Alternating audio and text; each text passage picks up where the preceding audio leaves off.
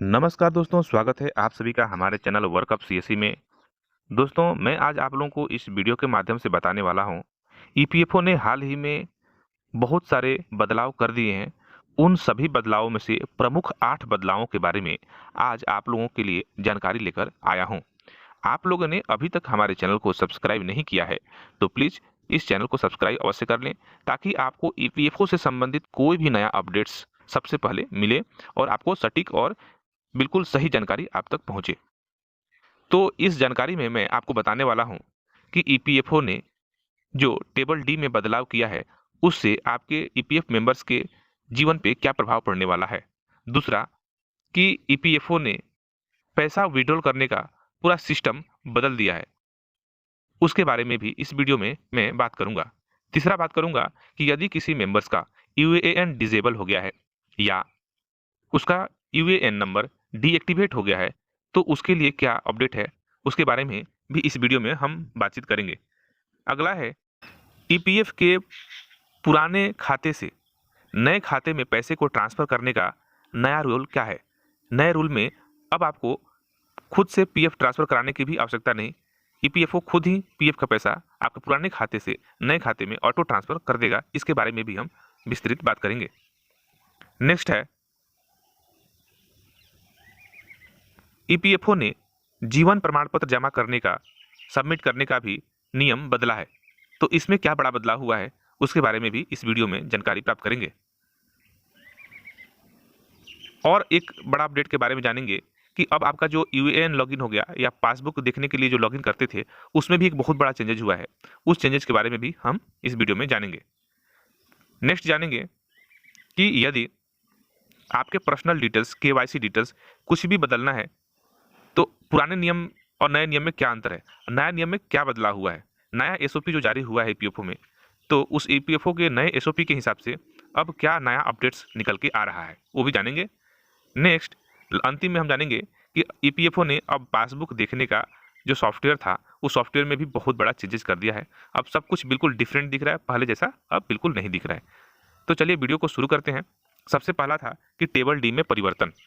EPF members अपने pension का पैसा विड्रॉल करेंगे तो उनका कैलकुलेशन नए वाले टेबल डी के फार्मूले के हिसाब से होगा। तो नए वाले टेबल के फार्मूले से कैसे होगा? पुराने वाले टेबल डी में यह कहा जाता था कि यदि कोई मेंबर्स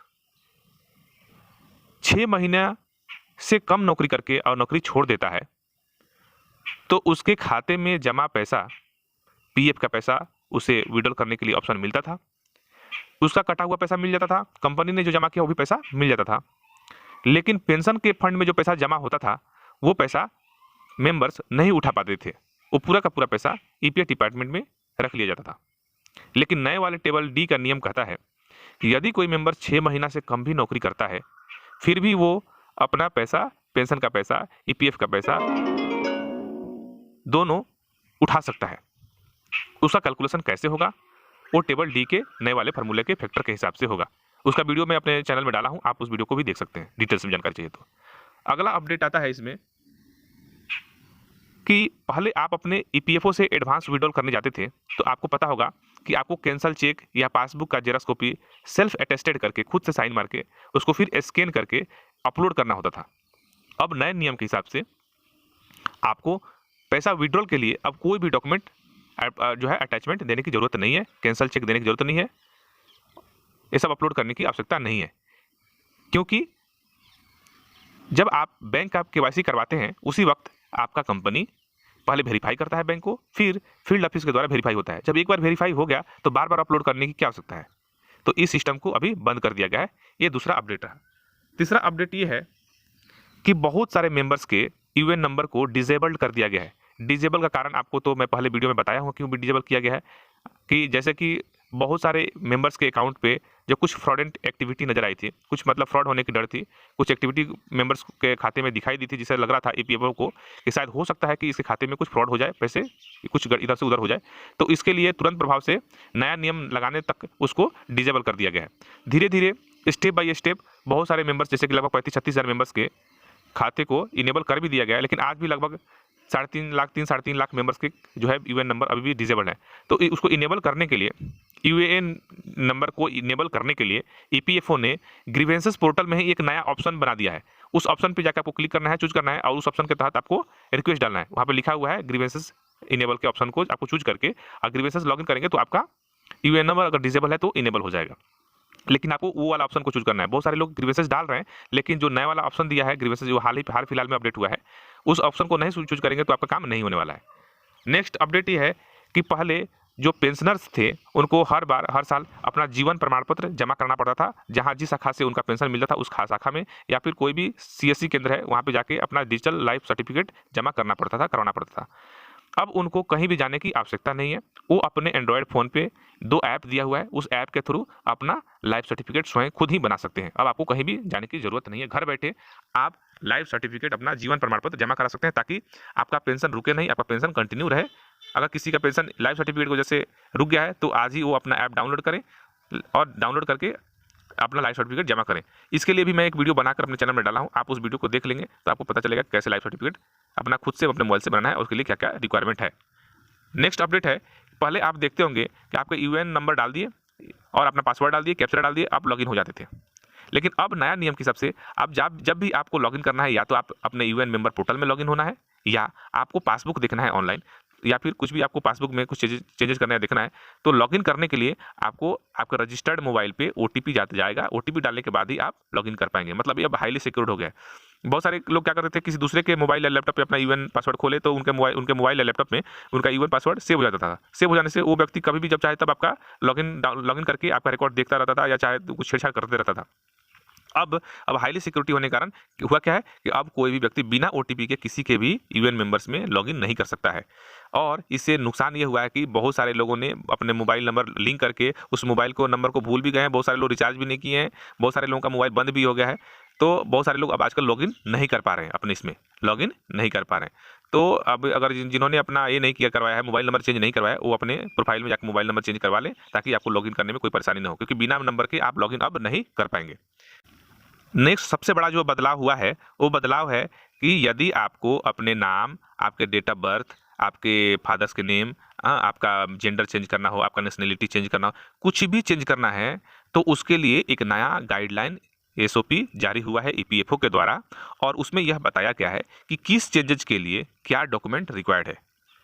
और इस चेंजेज को 2 कैटेगरी में बांटा गया है, एक माइनर चेंजेज और एक मेजर चेंजेज।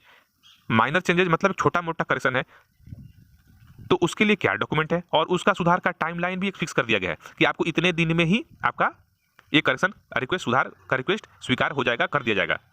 और कोई मेजर चेंजेस है तो उसके लिए क्या क्या डॉक्यूमेंट देना है और कितने दिन के भीतर आपका रिक्वेस्ट स्वीकार हो जाएगा। तो इसके लिए भी एक नया एसओपी जारी हुआ है। उस एसओपी का लिंक मैं इस वीडियो के डिस्क्रिप्शन में डालूंगा, आप उसको डाउनलोड करके अच्छे से पढ़ सकते हैं। और मैं इसके बारे में एक बड़ा सा वीडियो भी बनाया हूँ, उस वीडियो का भी लिंक इस वीडियो में डाल दूंगा, उस पर भी क्लिक करके आप पूरा डिटेल्स जानकारी प्राप्त कर सकते हैं।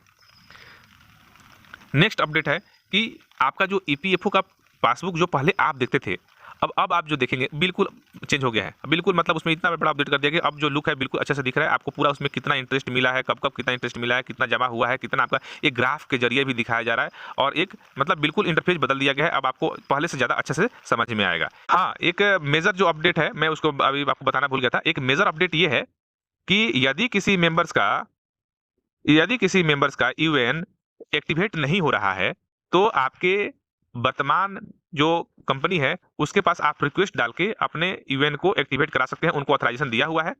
अब ये एक्टिवेशन का प्रॉब्लम क्यों आ रहा है, जैसे किसी व्यक्ति का किसी कंपनी में आधार कार्ड नंबर पहले से लिंक था, और अब उसके आधार कार्ड में कुछ छोटा मोटा परिवर्तन करने के कारण उसका लॉगिन नहीं हो पा रहा है। जैसे आपके आधार कार्ड में पहले आपका नाम सूरज था, आपने सूरज दास करा लिया, या फिर सूरज में कुछ नाम में करेक्शन करवा लिया आपके आधार कार्ड में, तो जब अब आप लॉगिन करने जाएंगे तो आपका लॉगिन नहीं होगा, क्योंकि अब आपके आधार कार्ड का डेटा और आपके पीएफ का डेटा मैच नहीं हो रहा है। ऐसे कंडीशन में आपका यूएन नंबर एक्टिवेट नहीं हो पाता है, या आप लॉगिन करने में असमर्थ होते हैं। तो इसके लिए सॉल्यूशन निकाला गया है। अब आपके साथ में इस तरह का प्रॉब्लम आ रहा है, आपने कहीं आधार कार्ड में कुछ करेक्शन करा लिया है और आपके ईपीएफओ में लॉगिन नहीं कर पा रहे, तो आप अपने वर्तमान कंपनी के एचआर डिपार्टमेंट में कम्युनिकेट करके, बातचीत करके आप इसका प्रॉब्लम का सोल्व करा सकते हैं, सॉल्यूशन कर सकते हैं। आशा करता हूँ यह वीडियो आप लोगों को बहुत ही अच्छा लगा होगा। तो प्लीज़ वीडियो को लाइक अवश्य करें और चैनल को सब्सक्राइब जरूर करें। धन्यवाद।